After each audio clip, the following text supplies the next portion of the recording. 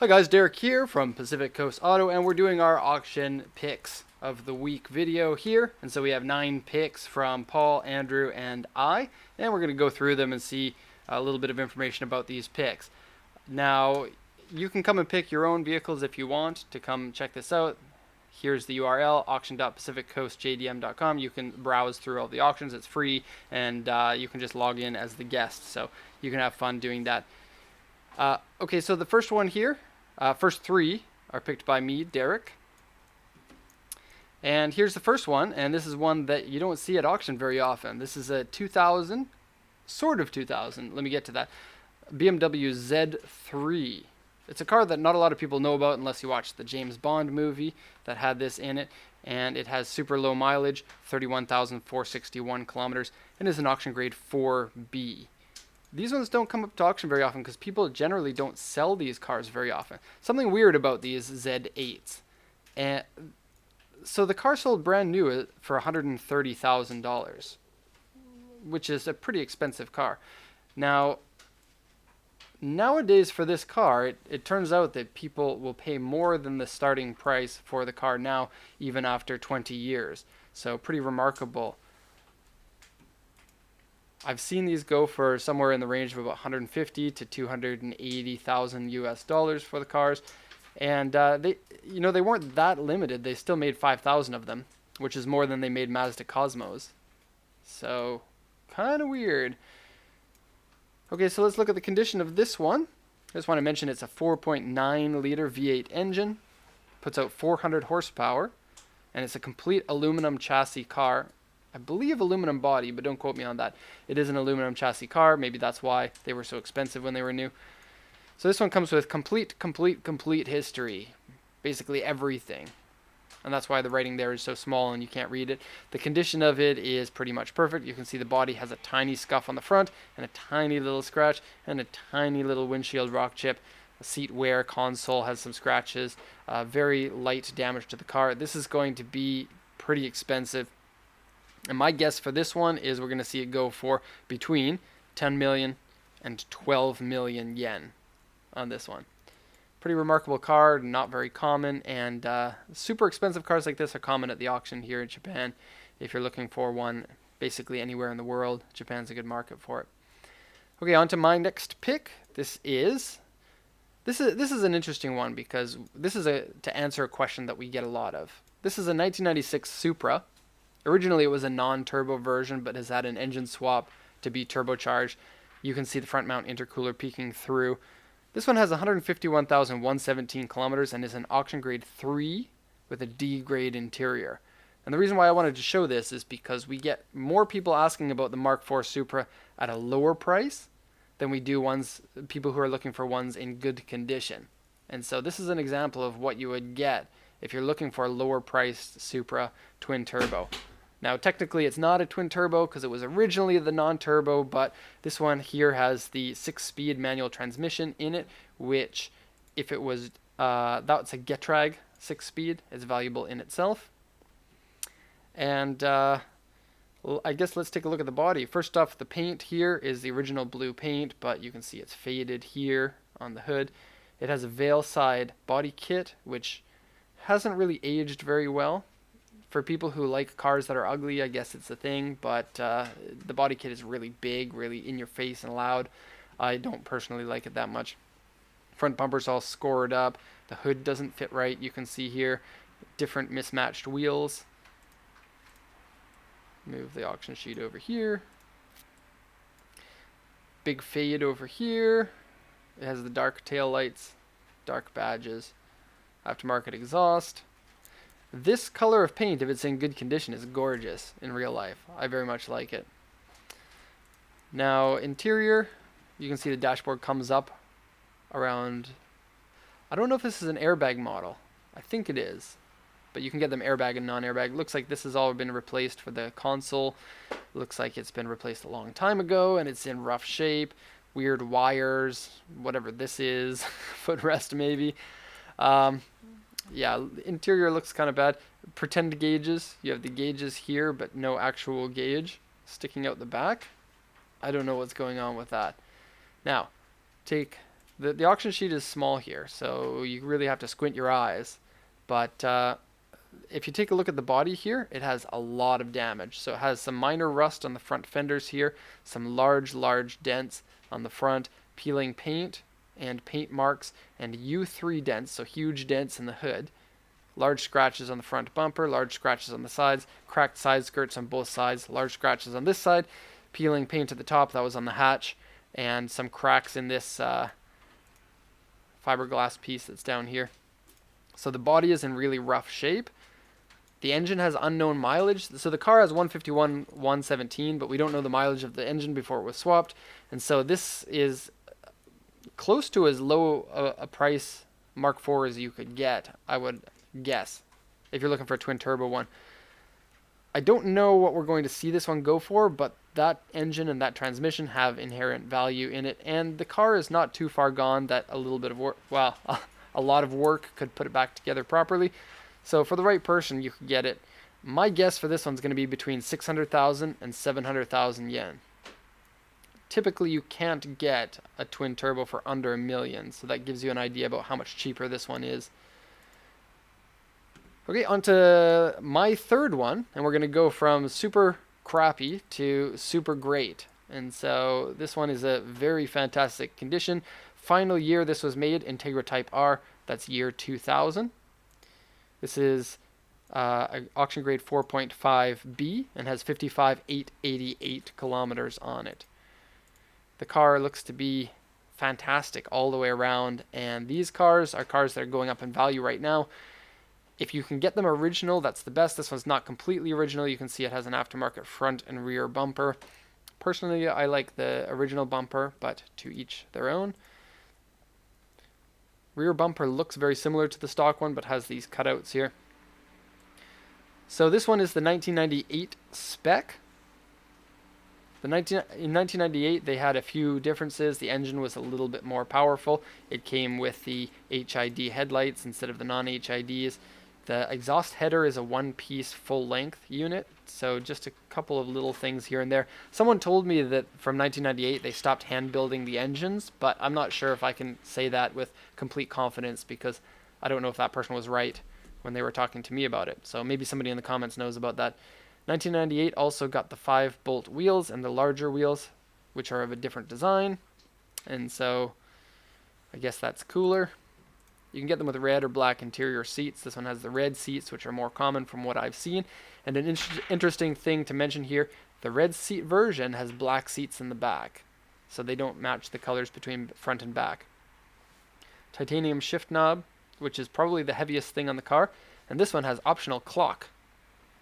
So on the Type R, the clock was, for most of them, there was no clock. You could option the clock if you wanted, but otherwise you got a little plastic bit in here that says Integra. So, love these cars big time. Until you've driven one, you can't really tell exactly how cool they are. They are fantastic cars. Highly recommend them, but they are expensive. I'm going to guess this one. I wrote down a number, but I'm thinking about it more. I'm going to up the number a little bit here. So, I'm going to say 1.1 million to 1.3 million for this one. Okay, on to Andrew's picks. And Andrew's very first one is kind of an interesting one. You wouldn't think that a Jeep is a popular car to get from Japan, but Japan has lots of them, and they're generally a pretty good value. Jeeps get beat up by their owners a lot, and most of the owners in Japan don't beat up their Jeeps. So people who really like Jeeps, we've had a number of customers who bring these in and sell them, and they are a pretty good product from here. This one is a 1997 Jeep Wrangler, and what's, I guess, the most interesting about this one is the steering wheel is in the opposite side as what the American version is. A lot of the ones here in Japan are imported ones with steering wheel on the left side. This one's a right-hand drive version, so it is a little bit strange and unique, but it does have the 4-liter standard Wrangler engine. This one has had a suspension lift on it. Front bumper has been replaced and also has front fog lights are aftermarket, and a weird little light bar here has been added. These are aftermarket over fenders, I believe, but I'm not 100% sure on that. Here in Japan, they're very strict about the tires not poking out past the fenders, otherwise you can't register the car. And so it looks like higher wider tires on this than the stock ones. So in order to accommodate that, you would need the wider fenders. In fact, if you look closely, it kind of looks like this piece here is a spacer between the original fender piece and the metal of the body. So I'm not sure about that. Okay, so being a right-hand drive version, it's going to be cheaper than the left-hand drive versions. Looking at the auction sheet, the body is very, very good. Like almost nothing on it, which is really weird for a Jeep. And the only real problem is it has a seat rip in it. Really not that much of a problem. You can see the picture of it, and it's a mild ripping in the piping here. I believe that's what they're talking about. I don't see anything else. And usually the seat rips are either in this section here, or in this section here, or between where the seams are. Okay, so this one thing that we need to mention about this can be imported into Canada, but it can't be imported into the USA, even though it is a similar car, and this one was actually built in the USA. You can't import it back into the USA because it's not 25 years old and is not the USA version. It doesn't have the NHTSA sticker on it, and so that's not possible for you. And you can't ship it to Canada and then bring it into the USA. Doesn't work. I'm going to guess on this one 200,000 to 350,000 yen is my guess on the price. And no soft top rips. You can't see, but I'm giving a thumbs up in this studio here. Okay, next one. This is a big question mark for me and a really cool car. This is called a Daihatsu Midget 2. Let me get that off. And many people don't know about this. This is a K car, hence the yellow license plate. It's a one-seater car and is kind of your typical farm vehicle. Now, the Daihatsu Midget 1 is the car that's in the movie Totoro, if you know that. It's fairly famous for that movie, and was a farm vehicle. This one here is kind of a remake, but also kind of a hipster mobile. They marketed it as a lifestyle or image type vehicle. It can also be used for industrial work if you want, but at that point, why not just get a K truck? It shares the same engine and has more utility, and you can fit more people in it. Perhaps you can get this one only like if you don't like people sitting in here with you, because you only get look at the way he's sitting with his knees together. Very, very feminine. Now the automatic transmission version comes with a little jump seat here that you can fit mini people, but regular sized people don't fit in it. The manual transmission version looks like you don't get that option because you get the gear shift here, and it would be kind of odd shifting gears with somebody sitting there if there were a seat. This one is a 1997 model. The mileage is 24,080 kilometers, and it's an auction grade 3.5C. Taking a look at the body, there is, it says a cover has a rip. That's the tire cover here. A little bit of S1, that's light rust in this section here. And various small dents on the roof, otherwise in pretty good condition. It looks like the wheel center caps are missing, it says. It has a bunch of other notes. I'm not going to get into them. Interior liner has been modified. Various other things. Surface rust underneath the car and has been painted. One thing about paint underneath the car is sometimes that's done to hide rust that's in it. So you take a little bit of a gamble when it says underside surface rust and has been painted. 4-speed manual transmission. Headliner rip. Completely flat bed, so that's cool. It doesn't have tire humps here, so completely flat. That's cool. Tiny little window here, but I guess that's all you need if your head is right here next to the window. I wouldn't imagine these are fun in an accident. And I think these are two-wheel drive. The seller didn't mention, but I believe that these are two-wheel drive. Rear, front? I don't know. Does anyone in the office know? Is Paul here? He's outside. Nobody knows. Okay, so this one, I have a big question mark written on my pad here for what my guess is on this one. I have no idea, and I didn't research the price of these beforehand, and I'm going to just shoot out in space here and guess. Because this one's in good condition with low mileage, more than they usually go for, I'm going to guess 600 to 800,000. Okay, on to this one, and it's a Ferrari.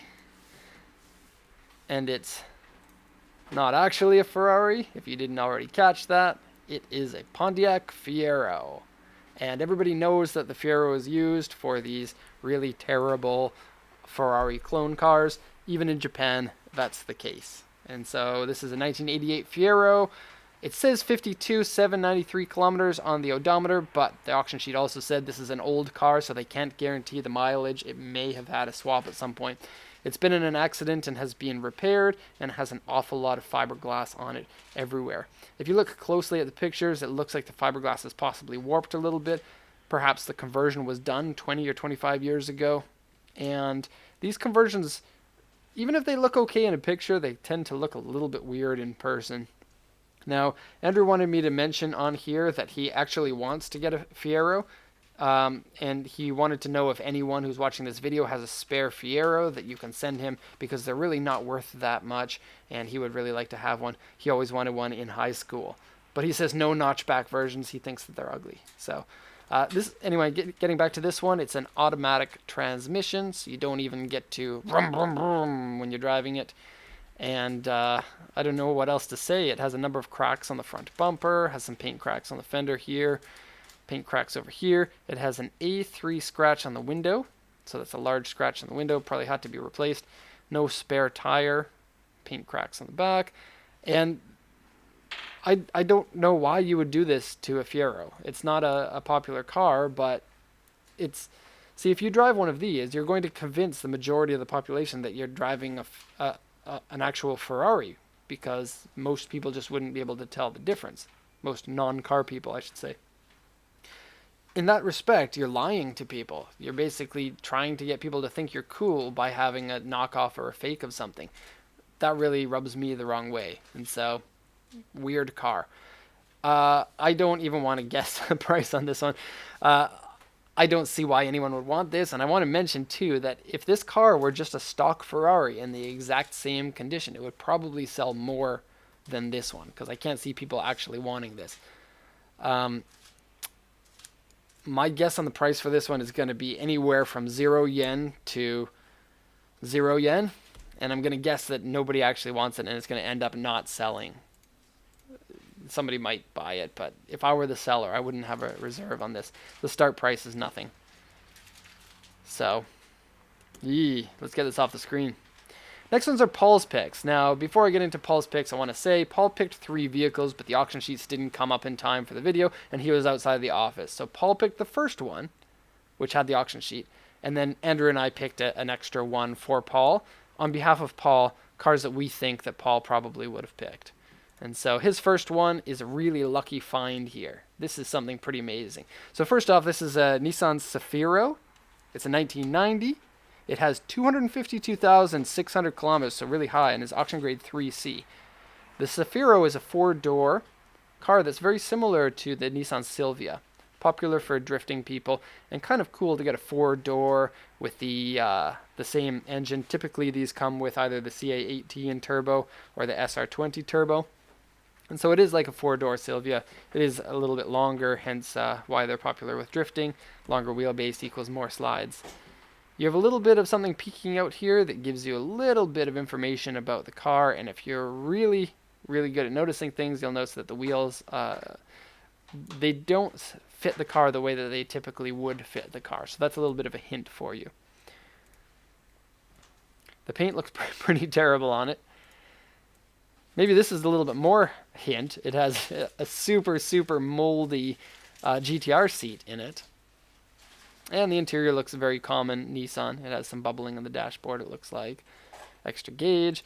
And so why did Paul pick this car? Well, the auction sheet has the details here. I'll just leave this up in case you want to see. Okay, so this one here, take a look here. 4-wheel drive, which may have been possible to get on the Cefiro, but not with the nice fast engine, I don't think. Maybe I'm wrong about that. But by the looks of it, the drivetrain has been changed over to 4-wheel drive because it also has an RB26DET engine. And by the looks of it, this has been converted to a full GTR drivetrain. And so 4-wheel drive with the GTR engine swapped into the car, 5-speed manual, and it says plenty of modifications here. And they mention it again, plenty of modifications. Probably a pretty insane car. Now, it's in really rough condition, but it is insane and it is very cool. Body on it, generally pretty good. U3 dent here, and a ton of rust around one of the wheel wells. Like I said, it's not a great condition car. It does have modifications here to the structure of the car. Right front inner panel has holes from modifications. That would be to route the intercooler. Baffle dented from accident damage. That's something interesting about auction grade 3 is it can mean an accident damaged car.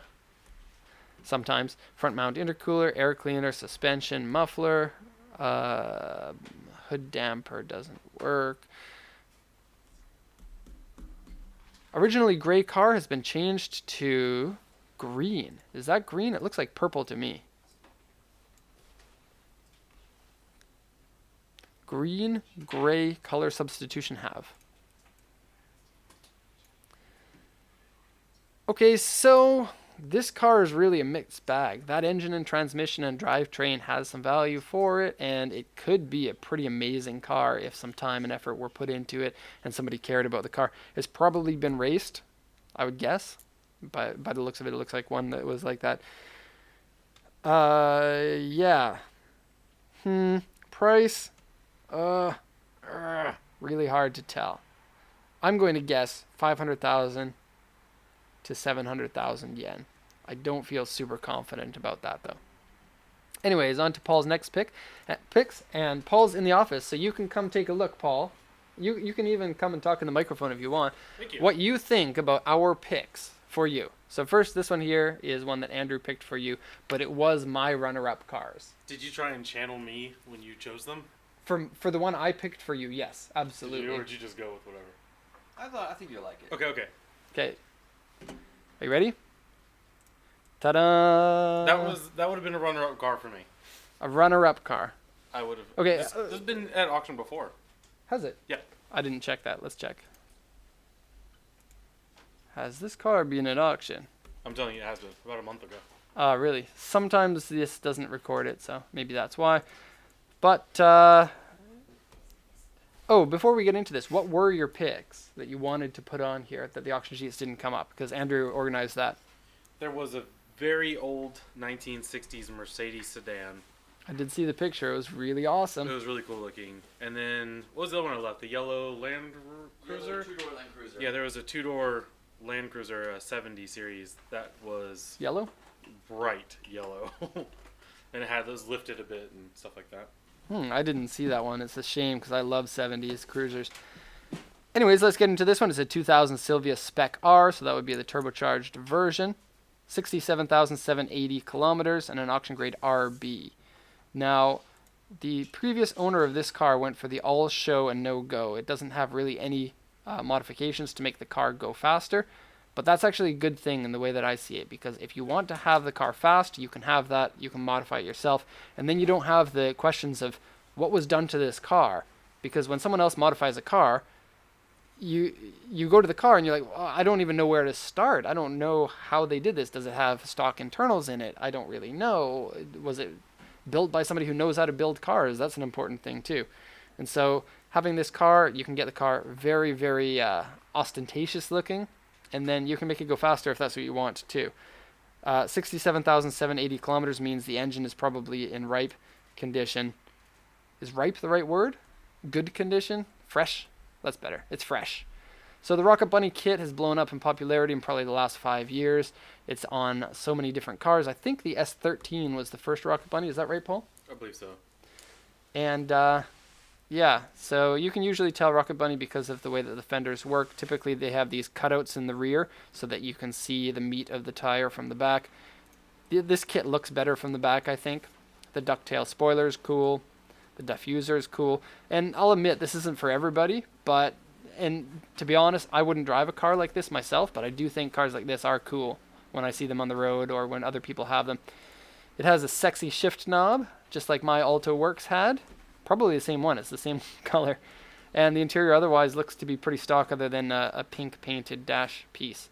And unfortunately, pink wheels. I don't think that that's a good look. And I disagree. I love it. Although these are work VSXX 18-inch wheels that are very expensive, highly dished wheel, I don't think that they're a wheel that looks really good compared to most of the work wheels that are out there. it just doesn't do it for me. It looks like the car needs a little bit more low. If you're going to go with kind of a body kit that looks like an auto show kit, you really need it to be more stance than this. Especially in person, it's going to look like a 4x4. And maybe that's good if you're going to be shipping it because the front bumper is really low.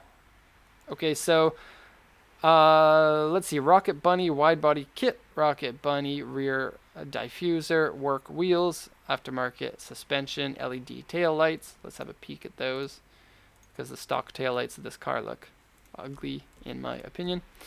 Aftermarket exhaust, HID, and spare key. That's basically everything. Now, there are a lot of notes here in the report section. Most of the notes refer to either the accident damage or damage that was done to the car in order to fit the body kit, because the inside sections here had to be modified in order to fit such, I guess, aggressive of a stance. I think that probably the fenders had been cut.